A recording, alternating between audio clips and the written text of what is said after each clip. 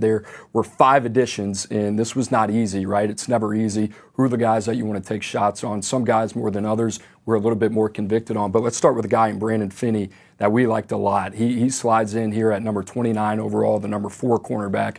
We knew we needed some more corners in there. He is a big, long kid. Shade under 6'2", 180 pounds. He's got a 6'5" plus wingspan. He ran 10.85. He kind of reminds us of Byron Jones a little bit. You look at Oregon, what they've been able to do. Dorian Brew, Trey McNutt in that secondary. It seems like this kid was always the one that had the best case to potentially leap into that 5-star conversation. He's done that here.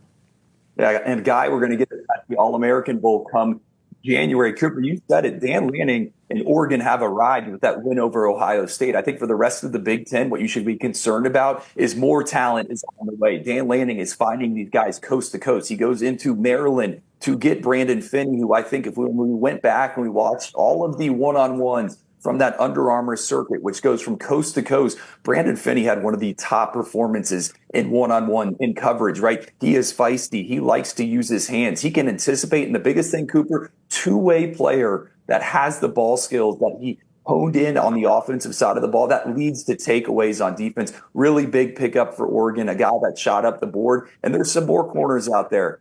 Cade Phillips committed to LSU. I'm sure we'll talk about him later. But Brandon Finney is going to have to hold on to this spot inside the 32 if he's going to finish as a 5-star. Yeah, we comped him to Byron Jones. That was Hudson Standish, who does a tremendous job in that region. Obviously kind of brought up the lower body explosiveness. You think about a guy like Brandon Finney, 10-11 in the broad jump. Byron Jones was 12 feet plus, which is pretty insane. But you get a little bit of a glimpse of the athlete and what he can do there as well. Let's stick with the Ducks, Drew, and a guy that you were kind of bullish on here at the receiver position in Dallas Wilson. You got to see him live earlier in the season. You thought he kind of reminded you of Ole Miss's Trey Harris. I thought that was a really nice comp for him. He's a little bit different, bigger kid, 6'2", physical, has some run after juice as well. But what'd you like about this kid that made you so confident putting a 5-star next to his name? Coop, you know, it hasn't been easy to stack these wide receivers in the Sunshine State this cycle, right? There's a lot of them trying to figure out who is the dude. And I think at the halfway point of the senior seasons, it's Dallas Wilson. I kind of initially viewed him as more of a vertical threat, right? Kind of a jump ball winner on the outside. But what he has done here as a senior at Tampa Bay Tech, it's that run after catch, right? He can take a screen and he can dart through traffic, finding a top gear. He's also got the ball skills, very similar frame to, like you said, Trey Harris, college football's leading receiver right now. So we'll see a lot to like. The other thing, Cooper, that stands out to me about Dallas Wilson, he's a self-assertive player, right? He is going to let the entire defense know that he is on the field, whether it be a pass play or a run play. I haven't seen a better run blocker when it comes to the wide receivers in the 2025 cycle. Dallas Wilson gets it. And again, another huge pickup for Dan Lanning and the different pocket of the country down in Florida. Yeah, we haven't even talked about DeCorian Moore, right? Another 5-star receiver there for the Ducks. You got Cooper Perry out west as well. So Oregon getting it done on the recruiting trail. Drew, I think if you and I had to pick maybe a few months ago which Missouri Tiger commit would be a 5-star, I don't think either of us would have picked Lamont Rogers. You had a lot of choices. You look at Matt Zollers, Donovan Olabode, Jack Lang, another tackle that we like. But it's Lamont Rogers. It's the big tackle out of Texas that ends up getting the 5-star committed to Mizzou. Drew, this kid, big old cat, 6'6" plus, over 310 pounds, is center on his basketball team, plays goalie on his soccer team. Super, super nimble. Kind of reminds us a little bit of Darnell Wright. This is a guy, Drew, that I think you and I are pretty anxious to see in San Antonio. We were anxious to see the senior season. He is not disappointed at all. Yeah, and Missouri's going to have to hold on here, right? Lamont Rogers recently visited Texas A&M. Coop, I thought Gabe Brooks on our scouting department, he had the best kind of note in his write-up on Lamont Rogers. One of the best when it comes to engaging with multiple defenders every single snap, whether that be combo blocking in the run game or lending a hand in pass protection. And, you know, Lamont Rogers isn't the most technically refined lineman at this stage, but you can see the big man twitch with him, how he gets out of his stance, how he looks for work, how he attacks assignments every single play. There's a lot to like. Probably going to need a developmental year or so. I know you wrote about these offensive tackles, all 6 of them inside the top 32 on 24/7 Sports. But I think if you're Missouri, you view Lamont Rogers as your corner protector of the future. He's a guy that can keep Matt Zollers clean in the pocket. and allow Eli Drinkwitz in that offense to light up the scoreboard. Yeah, 6 offensive tackles in the top 32. We only had one last year, Jordan Seaton, him, Josiah Thompson at Colorado, South Carolina, both playing exceptionally well with over 400 snaps this season. Drew, all right, another big guy on the different side of the line of scrimmage. How about Amari Adams committed to Clemson, Drew? We liked this kid throughout the entire process. We wanted to see a little bit more so far through the senior season. He looks like a Clemson defensive lineman. You think about those big guys that they have, Capehart up front, Peter Woods as well. This guy looks to be next for Nick Eason and company.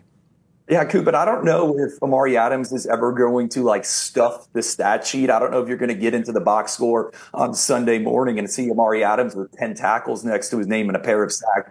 This guy can impact plays on a snap-to-snap basis. He's a dancing bear up there. Cooper, I think the biggest thing that has stood out about him here as a senior is the lateral quickness. He can run the cleat line. He can make stops in pursuit. He's also figured out how to get those big paws up and shield passing lanes, multiple pass breakups here as a 12th grader there in South Carolina. A lot to like. Another guy we're going to get at the All-American Bowl, and one that Clemson is going to have to hold on to. Anna Adams at 24/7 Sports just reported Tennessee's involved, Georgia's involved. It's easy to see why Amari Adams, a rare body type with that big man twitch that can also hold up traffic here in the 2025 cycle. Mozzie Smith, the player comparison there, former first-round draft choice of the Dallas Cowboys and Michigan standout as well. All right, Drew, last big body here, the number 1 interior offensive lineman in the country, one of the biggest risers in the class, Michael Carroll, IMG Academy. You think about this guy's lineage. Dad played football at Penn State. Mom was a basketball player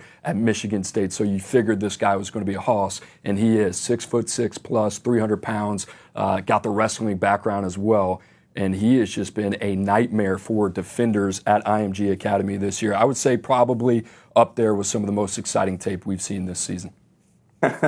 Coop, when I was putting together my annual freaks list, right, I was asking different schools about Michael Carroll. My favorite comment was from an SEC staffer. Looks like the offspring of 2 Big Ten athletes, just that big of a dude. And a lot of people are going to poke holes in our rankings process and how this top 247 came together. Here's the thing with Michael Carroll, right? We loved what we saw on tape when he was up in Pennsylvania. We didn't have an in-person evaluation, right? We had no idea what this kid looked like. We had no idea how he was wired. Well, he transfers into IMG Academy. I'm able to drive over there for the media day. I can size him up in person. And Coop, you know what my reaction was? This is the next big thing to come out of IMG. Evan Neal, Tyler Booker, J.C. Latham, Francis Malinois, Jordan Seaton. IMG has one of these guys every single year. Michael Carroll is up next. I think he's someone, and you can hear me out here, I think he can push for playing time right away. He is that technically advanced, frequently full of the body, excellent in pass sets. And Cooper, he is the best puller in the 2025 cycle. He looks to tattoo defenders when he gets a chance. Yeah, Tyler Booker more than likely moving on for a Sunday career after this season. Jaden Roberts as well, maybe one of those guys that ends up leaving. Alabama going to have some holes on their interior offensive line. I think Michael Carroll, like you said, one of those rare guys that can step in early, play in the SEC from day one. Guys, just a reminder, you are locked into the 105 with Cooper Patagna and Andrew Ivins. You can find us every Monday at 2 o'clock Eastern on CBS Sports Network. Also on Wednesday at 1 o'clock Eastern right here on the 24/7 Sports YouTube channel and wherever you find your podcasts as well. And if you're on the 24/7 Sports YouTube channel, please make sure to like and subscribe.